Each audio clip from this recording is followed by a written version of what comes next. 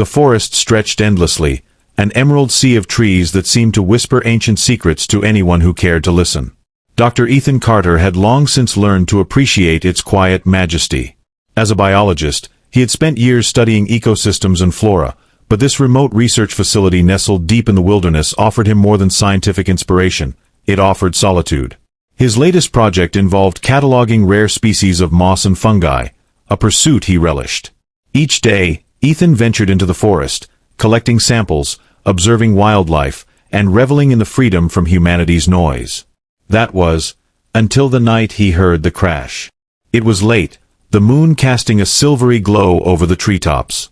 Ethan had been compiling his notes when a sound like thunder ripped through the stillness. The ground quaked slightly beneath his feet. Curious and cautious, he grabbed his flashlight, a medical kit, and a tranquilizer gun, standard protocol in case of encounters with aggressive wildlife. The journey to the source of the noise was eerie. The forest, usually alive with the calls of nocturnal creatures, was unnaturally silent. It took nearly an hour, but when he reached the sight that greeted him was nothing short of extraordinary. A metallic craft, sleek and otherworldly, lay half buried in the earth, smoke rising from its shattered hull. Its surface shimmered faintly, like liquid silver, reflecting the moonlight. Around it, trees had been uprooted and scorched. The air smelled of ozone and burning metal. And then he saw her. She was slumped against a boulder near the wreckage, her form partially obscured by shadows. As Ethan drew closer, his breath caught. She was unlike anything he'd ever seen. Standing at least 7 feet tall, her lithe frame was covered in smooth, opalescent skin that shimmered in shades of blue and violet. Her limbs were long and graceful, ending in delicate fingers tipped with sharp, claw-like nails. A mane of dark, iridescent hair framed her angular face, her eyes, large and almond-shaped, glowing faintly in the darkness. She clutched her leg, where a deep gash oozed a viscous, silver-like fluid. Instinct took over. Though fear bubbled beneath the surface, Ethan's training as a scientist pushed him forward. "Hello," he called softly, raising his hands to show he meant no harm. The alien's head snapped up, her glowing eyes narrowing in a mix of pain and suspicion. She bared sharp, predator-like teeth, emitting a low, guttural sound that sent a shiver down his spine. "It's okay," Ethan said, his voice steady. "I'm not here to hurt you. You're injured. Let me help." The alien seemed to hesitate, her breathing labored. Her gaze flicked between him and his medical kit. Slowly, as if deciding he wasn't a threat, she slumped back against the boulder, her hand falling away from her wound. Ethan knelt beside her, his hands trembling slightly as he opened the kit. Up close, her injury looked severe, a jagged cut that exposed layers of muscle and some kind of metallic filament beneath. The silver fluid, blood, was thick and slow-moving, almost like mercury. "This might sting," he warned, though he doubted she understood. Gently, he cleaned the wound, his heart racing as she flinched and growled softly. To his surprise, she didn't attack. Instead, she watched him intently, her eyes scanning his face as if trying to read his intentions. Ethan worked quickly, applying antiseptic and wrapping the wound in sterile gauze. As he finished, he glanced up and met her gaze. "There. That should hold for now." The alien didn't respond, but her eyes softened, and she inclined her head slightly, a gesture of acknowledgement perhaps. Ethan helped her to her feet, noting how her height dwarfed him. She leaned heavily on him, her strength evident even in her weakened state. Together, they made their way to his cabin, the journey slow and arduous. He couldn't help but marvel at her resilience. Despite her obvious pain, she moved with a grace that seemed almost otherworldly. Back at the cabin, Ethan laid her on his couch, draping a blanket over her. She seemed fascinated by her surroundings, her gaze darting to the shelves lined with books, the microscope on his desk, and the glowing screen of his computer.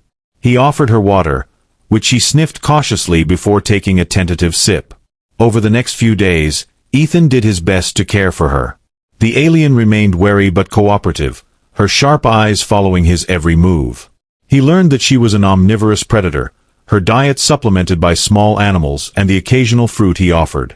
She was also incredibly intelligent. Within days, she began mimicking simple gestures and sounds, as if trying to communicate. Ethan named her Lyra, after a constellation he'd always admired. It seemed fitting for someone so celestial.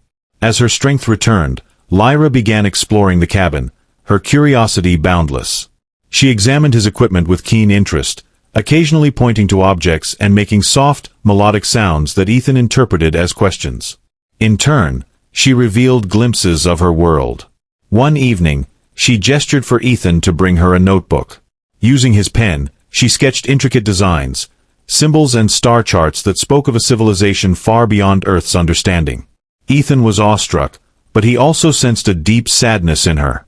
Lyra's leg healed faster than Ethan anticipated, her alien physiology evidently far more advanced than his own. As her strength returned, so did her instincts. One afternoon, Ethan found her outside, effortlessly scaling a tree and leaping from branch to branch. She moved like a predator, her every motion precise and deliberate. But the forest wasn't without its dangers. One evening, as they sat by the fire, a pack of wolves ventured too close to the cabin. Their eyes glinted in the firelight, their growls low and menacing.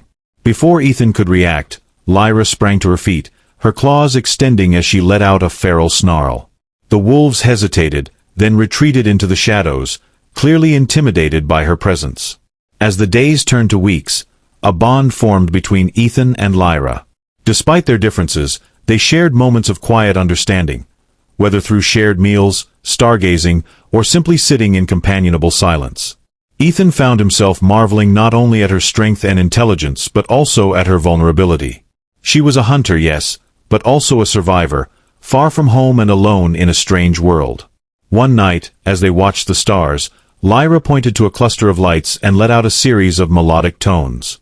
Ethan understood. She was trying to tell him where she came from. He nodded, placing a hand over his heart. "I'll help you get back," he promised. The journey to repair her ship was fraught with challenges.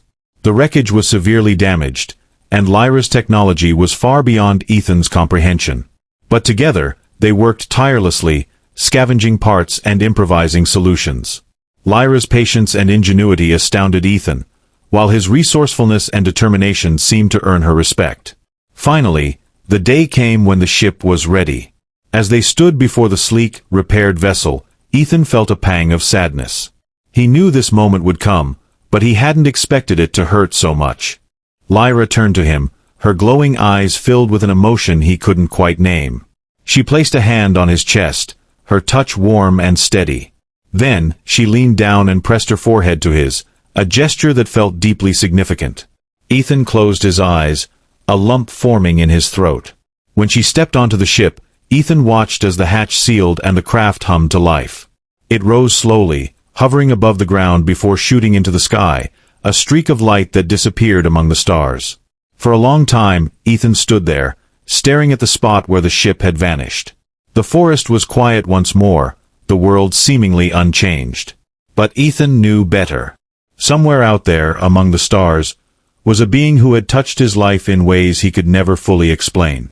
And though she was gone, the memory of Lyra remained, a testament to the extraordinary connections that could form even across galaxies. The days after Lyra's departure were a blur for Ethan. The cabin, once a place of solitude and comfort, now felt empty. He found himself glancing at the forest edge, half expecting to see her graceful silhouette emerging from the trees. But she was gone, and life, as it always did, moved on. Ethan threw himself into his work, cataloging new species and documenting his findings with an intensity that bordered on obsession. Yet, no matter how hard he tried, he couldn't shake the lingering ache of loss. He often revisited the crash site, now overgrown with moss and vines, as if hoping to find some trace of her. The forest seemed different somehow, quieter, as if it too mourned her absence. One evening, as Ethan was packing up his equipment, a faint sound caught his attention. It was a low hum, barely audible, but unmistakable. His heart raced as he stepped outside, scanning the darkening sky. There, just above the treetops, was a faint glow. The ship. It descended slowly, its sleek form shimmering in the twilight. Ethan's pulse quickened as the hatch opened, and Lyra stepped out. She looked the same yet different, stronger, more confident, and clad in a suit that seemed to blend seamlessly with her skin. Her glowing eyes met his, and she tilted her head in that familiar gesture of acknowledgement. "Lyra," he breathed, hardly daring to believe it. She approached him with purposeful strides, carrying a small, metallic device in her hands. She extended it toward him, her expression serious. Ethan took it hesitantly, examining the intricate markings that adorned its surface. Before he could ask, Lyra gestured for him to activate it. The moment he pressed the central panel, a soft light enveloped the device, and a voice, soft, melodic, and distinctly alien, filled the air. It took Ethan a moment to realize it was speaking his language. "This device is a gift," the voice explained. "It will allow communication between our species and aid in understanding. Your kindness and bravery have been recognized. You are now a bridge between worlds." Ethan looked at Lyra, his chest tightening. You came back." She nodded, her expression softening. Then, to his surprise, she began to speak, not in the alien tones he'd grown accustomed to, but in halting, deliberate English. "Ethan, friend." It was a simple word, but it carried the weight of galaxies. Tears pricked at Ethan's eyes as he smiled. "Friend," he echoed. Lyra gestured toward the ship, then pointed to the sky. It was clear she wanted him to come with her. For a moment, he hesitated. His life, his work, everything he'd ever known was here. But the thought of exploring the stars, of learning about Lyra's world and her people, was too tantalizing to resist. Ethan nodded. "Okay," he said. "Let's go." Together, they boarded the ship. As it ascended, the forest below shrank into a patchwork of green, and the sky opened up into a canvas of endless stars. Ethan felt a mixture of awe and trepidation, but Lyra's steady presence reassured him. The ship's interior was a marvel of technology. Smooth, seamless surfaces that glowed with a soft, inner light. Lyra guided him to a central chamber where holographic displays illuminated a map of the galaxy. She pointed to a cluster of stars and spoke in her language, the device translating her words. "My home," she said. "I want to show you." For weeks, they traveled through the vast expanse of space, stopping on uncharted planets and encountering beings Ethan could never have imagined. Lyra taught him about her culture, her people, and the intricate balance they maintained with the cosmos. In turn, Ethan shared stories of Earth, its beauty, its struggles, and its boundless potential. Their bond deepened with each passing day. Lyra's initial wariness gave way to trust, and Ethan found himself relying on her strength and wisdom. They were an unlikely pair, a scientist and a huntress, but together they navigated the challenges of the universe. When they finally reached Lyra's homeworld, Ethan was unprepared for its breathtaking beauty. Towering crystalline spires rose from lush, iridescent forests, and rivers of liquid light wove through the landscape.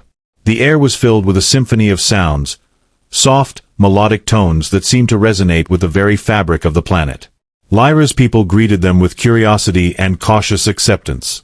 Ethan marveled at their grace and intelligence, their society a harmonious blend of technology and nature.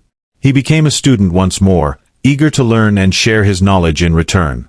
Though he missed Earth, Ethan knew he had found something extraordinary, an opportunity to be part of something greater than himself. And through it all, Lyra remained by his side, a constant reminder of the connection that had brought them together. As the years passed, Ethan became a renowned figure among Lyra's people, a symbol of unity and understanding. Yet, he never forgot the quiet forest where it had all begun, the place where a wounded huntress and a solitary scientist had forged a bond that spanned the stars. Years passed as Ethan adjusted to life among Lyra's people, the Illyrians. Their civilization was a dazzling blend of organic architecture and advanced technology, a testament to their deep connection with the universe and its rhythms. Though vastly different from Earth, their world, Aeyr, had become his second home. Ethan immersed himself in their culture, learning their language, traditions, and the intricate balance they maintained with their environment.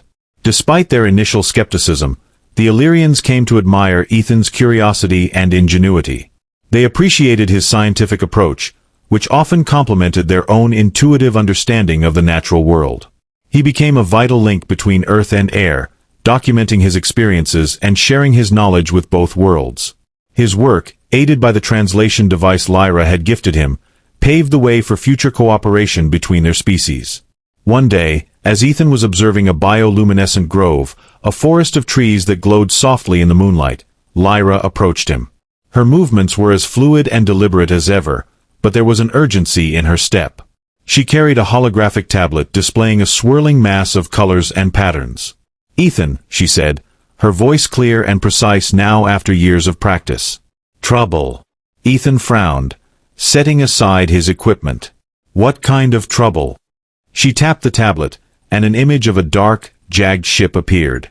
It was unlike any Illyrian design Ethan had seen, brutal and industrial, with sharp, angular lines that seemed to cut through space itself. "Zereth," Lyra said, her expression grim. "Invaders. Dangerous." Ethan felt a chill run down his spine. Over the years, he had heard whispers of the Zereth, a nomadic species that thrived on conquest and exploitation. They were known for their ruthlessness, consuming resources and leaving devastation in their wake. If they had set their sights on Aeyr, it was only a matter of time before conflict erupted. "What can we do?" Ethan asked, his voice steady despite the fear gnawing at him. Lyra met his gaze, her resolve unshakable. "We fight." The Illyrians were not a warlike people, but they were not defenseless. Their hunters, like Lyra, were highly skilled, their instincts honed through generations of surviving Aeyr's challenges. Their technology, though designed for harmony rather than destruction, could be adapted for defense. And now, with Ethan's understanding of strategy and Earth's history of conflict, they had an additional edge. Ethan worked tirelessly alongside Lyra and the Illyrian Council, devising a plan to repel the Zereth. He studied the invaders' tactics, drawing on accounts from other species and piecing together a strategy that combined the Illyrian strengths with human ingenuity. The days leading up to the Zereth's arrival were tense. The Illyrians fortified their cities, adapting their technology to create barriers and weapons capable of resisting the Zereth's overwhelming force. Hunters like Lyra trained relentlessly, their movements precise and deadly as they prepared for the inevitable battle. Ethan spent those days in a blur of activity, coordinating efforts and offering guidance where he could. Though he was no warrior, he felt the weight of responsibility pressing down on him. Lyra, ever the steady presence, reminded him to rest and eat, her quiet support grounding him in moments of doubt. Finally, the day came. The Zereth ships descended upon Aeyr like a storm, their dark forms blotting out the sun. The air was thick with tension as the Illyrians prepared to defend their home. Ethan stood with Lyra on a high ridge overlooking the main city, the shimmering spires a stark contrast to the looming threat. The battle was fierce. The Zereth attacked with relentless precision, their ships raining fire on the Illyrian defenses. But the Illyrians fought back with equal tenacity, their hunters striking with speed and agility, their technology holding firm against the assault. Ethan watched in awe as Lyra moved through the chaos, her every motion a testament to her skill and determination. Despite their best efforts, the Zereth pushed closer to the heart of the city. Ethan, armed with little more than his knowledge and courage, found himself thrust into the fray. He worked to sabotage Zereth equipment, his scientific expertise proving invaluable in finding weaknesses in their technology. At the height of the battle, as the Zereth threatened to overwhelm their defenses, Lyra appeared at Ethan's side. She was battered but unbroken, her eyes blazing with determination. "Come," she said, grabbing his hand. "We end this."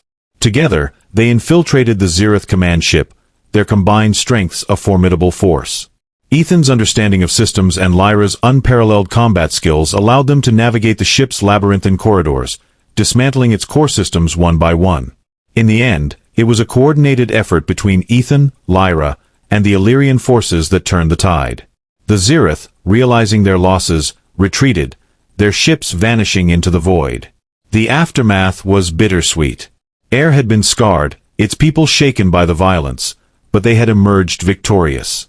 The Illyrians, ever resilient, began the process of rebuilding, their unity stronger than ever. Ethan stood on the same ridge where the battle had begun, watching the sunrise paint the horizon in hues of gold and violet. Lyra joined him, her presence as steady and reassuring as always. "You fought well," she said, her voice tinged with warmth. "So did you," Ethan replied, a small smile tugging at his lips. "I'm glad we made it through." Lyra nodded, her gaze distant. "The Zereth will return someday. But we will be ready. Ethan placed a hand on her arm, his touch firm. Together. She turned to him, her glowing eyes softening. Yes. Together. As the sun rose over Aeyr, casting its light over a world forever changed, Ethan knew his journey was far from over. There were still challenges to face, mysteries to unravel, and bonds to strengthen. And through it all, he would stand by Lyra's side, a human among the stars, united with an alien huntress in a friendship, and a purpose that transcended worlds. As the weeks passed after the battle, Aeyr began its recovery. The scars left by the Zereth were evident, but the Illyrians were resilient, and their spirits had not been broken. They rebuilt their homes, their cities, and their lives with the same care and reverence they had always shown for their world. Their bond with Earth grew stronger, and Ethan's role as a liaison between the two worlds became even more integral. Yet, amidst the rebuilding efforts and the quiet hum of daily life, there was an undeniable shift in the air. Ethan and Lyra had fought side by side, faced the darkness of conflict, and emerged victorious. But beyond their shared mission, their connection had deepened into something more, something beyond friendship, something undeniable. One evening, as the two of them stood on the balcony of Ethan's quarters overlooking a vibrant, blooming garden, Lyra turned to him, her eyes glowing softly in the dim light. "I never thought I would find someone like you," she said, her voice a rare mix of tenderness and wonder. "A human, so different yet so similar. You have changed me, Ethan." Ethan's heart skipped a beat. He had felt it too, the quiet warmth that had bloomed between them, the unspoken understanding that transcended words. But hearing her say it aloud filled him with an emotion he couldn't quite describe. "I never imagined that I would find someone like you either," he replied, his voice steady despite the surge of emotions within him. "You've shown me a whole new world, Lyra. You've made me believe in something bigger than myself." For a long moment, they stood there, looking at each other, the distant stars shimmering above them like a reflection of their shared journey. Then, slowly, Lyra reached out and took his hand, her touch gentle but sure. "I want to stay with you," she said softly. "Here, with you. Not as a warrior. Not as an alien. Just as me." Ethan's heart swelled at her words. He had never imagined that he could belong to a world so far from Earth, yet in that moment, he realized that he had already found his place. It was with Lyra. It was with her people, in this world that had become his second home. And it was with the future they would build together, side by side. "I want that too," Ethan said, his voice full of certainty. "I want to stay with you, Lyra. I want to explore this world, explore the stars with you. Whatever comes next, I want to face it with you." A quiet peace settled between them, the weight of the past battles and struggles giving way to a future full of promise. They both knew that the road ahead would not always be easy, that there would be challenges, and perhaps even dangers yet to come, but they also knew that they were no longer alone. Together, they were stronger than anything that could threaten them. The following days were filled with small, simple joys. Ethan and Lyra spent hours walking through the lush forests of Aeyr, exploring its hidden corners and learning more about its unique ecosystems. They strolled through the vibrant markets of the Illyrian cities, tasting exotic fruits, admiring the intricate artwork, and laughing together as Lyra playfully teased Ethan for his unfamiliarity with their customs. They spent long evenings beneath the stars, sharing stories of their respective worlds and dreams for the future. As the seasons changed, so too did their relationship. It blossomed, transforming into something deeper, something undeniable. Lyra had become not only his closest ally and companion, but his partner in every sense of the word. In time, Ethan became a trusted member of the Illyrian Council, offering his insights on diplomacy and science, helping bridge the gap between Earth and Aeyr. And Lyra, though she would always be a skilled huntress, took on a new role as a symbol of unity and hope, a living example of the power of understanding and compassion between two very different worlds. One evening, as the two of them sat on a balcony overlooking the city, the soft glow of Aeyr's twin moons bathing them in silver light, Ethan turned to Lyra, his heart full of gratitude and love. "I never thought I'd find happiness here," he said, his voice quiet. "But somehow, you've made me feel like I've always belonged." Lyra smiled, her eyes warm as she leaned her head against his shoulder. "You've always belonged, Ethan. The stars knew it long before we did." And as they sat together, watching the stars twinkle above, Ethan realized that no matter where they went, no matter how far they traveled across the universe, this peace, this connection, this love, was what he had always been searching for. They were no longer a human and an alien. They were simply two souls, intertwined, facing the future together. In the vastness of the cosmos, among the endless stars, they had found each other. And with that, they had found home.